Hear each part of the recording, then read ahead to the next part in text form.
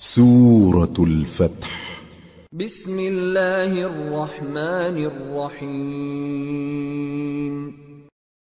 شروع اللہ کا نام لے کر جو بڑا مہربان نہایت رحم والا ہے۔ اے نبی، ہم نے تم کو فتح دی، فتح بھی کھلی اور واضح، تاکہ اللہ تمہاری اگلی اور پچھلی کوتاہیاں بخش دے اور تم پر اپنی نعمت پوری کر دے اور تم کو سیدھے رستے چلاتا رہے، اور تاکہ اللہ تمہاری بھرپور مدد کرے۔ وہی تو ہے جس نے مومنوں کے دلوں پر تسکین نازل فرمائی تاکہ ان کے ایمان کے ساتھ اور ایمان بڑھے، اور آسمانوں اور زمین کے لشکر سب اللہ ہی کے ہیں، اور اللہ جاننے والا ہے، حکمت والا ہے۔ یہ اس لیے کہ وہ مومن مردوں اور مومن عورتوں کو بہشتوں میں جن کے نیچے نہریں بہہ رہی ہیں داخل کرے، وہ اس میں ہمیشہ رہیں گے، اور تاکہ ان سے ان کے گناہوں کو دور کر دے، اور یہ اللہ کے نزدیک بڑی کامیابی ہے۔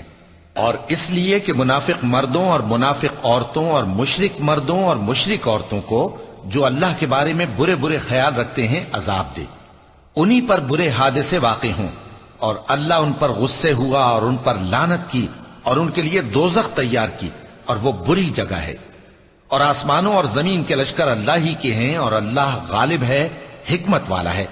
اے نبی، ہم نے تم کو احوال بتانے والا اور خوشخبری سنانے والا اور خبردار کرنے والا بنا کر بھیجا ہے، تاکہ مسلمانوں تم لوگ اللہ پر اور اس کے پیغمبر پر ایمان رکھو اور اس کی مدد کرو اور اس کی تعظیم کرو، اور صبح و شام اس کی تسبیح کرتے رہو۔ اے نبی، جو لوگ تم سے بیعت کرتے ہیں وہ در حقیقت اللہ سے بیعت کرتے ہیں، اللہ کا ہاتھ ان کے ہاتھوں پر ہے۔ پھر جو شخص عہد کو توڑے تو عہد توڑنے کا نقصان اسی کو ہے، اور جو اس بات کو جس کا اس نے اللہ سے عہد کیا ہے پورا کرے تو وہ اسے عنقریب اجر عظیم دے گا۔ اے نبی، جو گنوار پیچھے رہ گئے وہ تم سے کہیں گے کہ ہم کو ہمارے مال اور اہل و عیال نے روک رکھا تھا، سو آپ ہمارے لیے اللہ سے بخشش مانگیں۔ یہ لوگ اپنی زبان سے وہ بات کہتے ہیں جو ان کے دل میں نہیں ہے۔ کہہ دو کہ اگر اللہ تم لوگوں کو نقصان پہنچانا چاہے یا تمہیں فائدہ پہنچانے کا ارادہ فرمائے تو کون ہے جو اس کے سامنے تمہارے لیے کسی بات کا کچھ اختیار رکھے؟ کوئی نہیں، بلکہ جو کچھ تم کرتے ہو اللہ اس سے واقف ہے۔ بات یہ ہے کہ تم لوگ یہ سمجھ بیٹھے تھے کہ پیغمبر اور مومن اپنے اہل و عیال میں کبھی لوٹ کر آنے ہی کے نہیں، اور یہی بات تمہارے دلوں کو اچھی معلوم ہوئی اور اسی وجہ سے تم نے برے برے خیال کیے، اور آخر کار تم ہلاکت میں پڑ گئے۔ اور جو شخص اللہ پر اور اس کے پیغمبر پر ایمان نہ لائے تو ہم نے ایسے کافروں کے لیے آگ تیار کر رکھی ہے، اور آسمانوں اور زمین کی حکومت اللہ ہی کی ہے، وہ جسے چاہے بخشے اور جسے چاہے سزا دے، اور اللہ بخشنے والا ہے، مہربان ہے۔ جب تم لوگ مال غنیمت لینے چلو گے تو جو لوگ پیچھے رہ گئے تھے وہ کہیں گے ہمیں بھی اجازت دیجئے کہ آپ کے ساتھ چلیں۔ یہ چاہتے ہیں کہ اللہ کے قول کو بدل دیں۔ کہہ دو کہ تم ہرگز ہمارے ساتھ نہیں چل سکتے، اسی طرح اللہ نے پہلے سے فرما دیا ہے۔ پھر کہیں گے نہیں، تم تو ہم سے حسد کرتے ہو۔ بات یہ ہے کہ یہ لوگ سمجھتے ہی نہیں مگر بہت کم۔ اے نبی، جو گنوار پیچھے رہ گئے تھے ان سے کہہ دو کہ تم جلد ایک سخت جنگجو قوم کے ساتھ جنگ کے لیے بلائے جاؤ گے، ان سے تم یا تو جنگ کرتے رہو گے یا وہ ہار مان لیں گے۔ اگر تم حکم مانو گے تو اللہ تم کو اچھا بدلہ دے گا، اور اگر منہ پھیر لو گے جیسے پہلی دفعہ پھیرا تھا تو وہ تم کو بڑی تکلیف کی سزا دے گا۔ نہ تو اندھے پر سختی ہے سفر جنگ سے پیچھے رہ جانے میں، اور نہ لنگڑے پر اور نہ بیمار پر سختی ہے۔ اور جو شخص اللہ اور اس کے پیغمبر کے فرمان پر چلے گا اللہ اس کو بہشتوں میں داخل کرے گا جن کے نیچے نہریں بہہ رہی ہیں، اور جو روگردانی کرے گا وہ اسے دردناک عذاب دے گا۔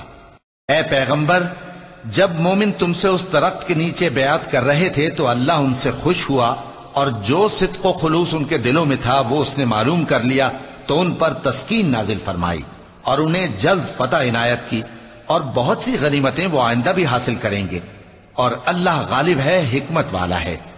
اللہ نے تم سے بہت سی غنیمتوں کا وعدہ فرمایا ہے کہ تم ان کو حاصل کرو گے، پھر اس نے یہ غنیمت تمہیں جلدی سے دلوا دی اور لوگوں کے ہاتھ تم سے روک دیے۔ غرض یہ تھی کہ یہ مومنوں کے لیے اللہ کی قدرت کا نمونہ بن جائے اور وہ تم کو سیدھے رستے پر چلائے، اور کچھ اور غنیمتیں دے گا جن پر تم قدرت نہیں رکھتے، اور وہ اللہ ہی کی قدرت میں ہیں اور اللہ ہر چیز پر قادر ہے۔ اور اگر تم سے کافر لڑتے تو وہ پیٹ پھیر کر بھاگ جاتے، پھر وہ کسی کو نہ دوست پاتے اور نہ مددگار۔ یہی اللہ کی عادت ہے جو پہلے سے چلی آتی ہے، اور تم اللہ کی عادت میں کبھی تبدیلی نہ پاؤ گے۔ اور وہی تو ہے جس نے تم کو ان کافروں پر فتح یاب کرنے کے بعد سرحد مکہ میں ان کے ہاتھ تم سے اور تمہارے ہاتھ ان سے روک دیے، اور جو کچھ تم کرتے ہو اللہ اس کو دیکھ رہا ہے۔ یہ وہی لوگ ہیں جنہوں نے کفر کیا اور تم کو مسجد حرام سے روک دیا، اور قربانیوں کو بھی کہ اپنی جگہ پہنچنے سے رکی رہیں۔ اور اگر ایسے مسلمان مرد اور مسلمان عورتیں نہ ہوتی جن کو تم جانتے نہ تھے کہ اگر تم ان کو پامال کر دیتے تو تم کو ان کی طرف سے بے خبری میں نقصان پہنچ جاتا، تو بھی تمہارے ہاتھ فتح رہتی، مگر تاخیر اس لیے ہوئی کہ اللہ اپنی رحمت میں جس کو چاہے داخل کر لے۔ اور اگر دونوں فریق الگ الگ ہو جاتے تو جو ان میں کافر تھے ان کو ہم دکھ دینے والا عذاب دیتے۔ جب کافروں نے اپنے دلوں میں ضد کی، اور ضد بھی جاہلیت کی، تو اللہ نے اپنے پیغمبر اور مومنوں پر اپنی طرف سے تسکین نازل فرمائی اور ان کو پرہیزگاری کی بات پر قائم رکھا، اور وہ اسی کے مستحق اور اہل تھے، اور اللہ ہر چیز سے خبردار ہے۔ بے شک اللہ نے اپنے پیغمبر کو سچا اور صحیح خواب دکھایا تھا کہ تم انشاءاللہ مسجد حرام میں اپنے سر منڈوا کر یا اپنے بال ترشوا کر امن و امان سے داخل ہوگے اور کسی طرح کا خوف نہ کرو گے۔ جو بات تم نہیں جانتے تھے اللہ کو معلوم تھی، سو اس نے اس سے پہلے ہی جلد ایک فتح عطا فرمائی۔ وہی تو ہے جس نے اپنے پیغمبر کو ہدایت کی کتاب اور دین حق دے کر بھیجا تاکہ اس کو تمام دینوں پر غالب کرے، اور حق ثابت کرنے کے لیے اللہ ہی کافی ہے۔ محمد صلی اللہ علیہ وآلہ وسلم اللہ کے پیغمبر ہیں، اور جو لوگ ان کے ساتھ ہیں وہ کافروں کے مقابلے میں تو سخت ہیں اور آپس میں رحم دل۔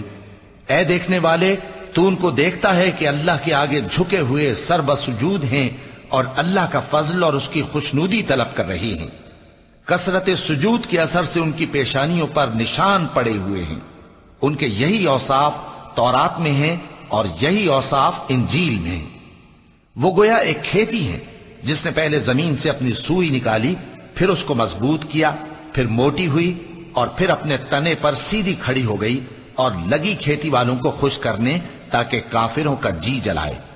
جو لوگ ان میں سے ایمان لائے اور نیک عمل کرتے رہے ان سے اللہ نے گناہوں کی بخشش اور اجر عظیم کا وعدہ کیا ہے۔ صدق اللہ العظیم۔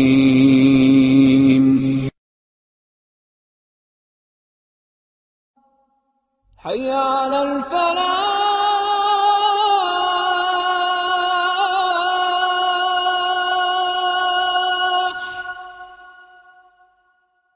حی علی الفلاح۔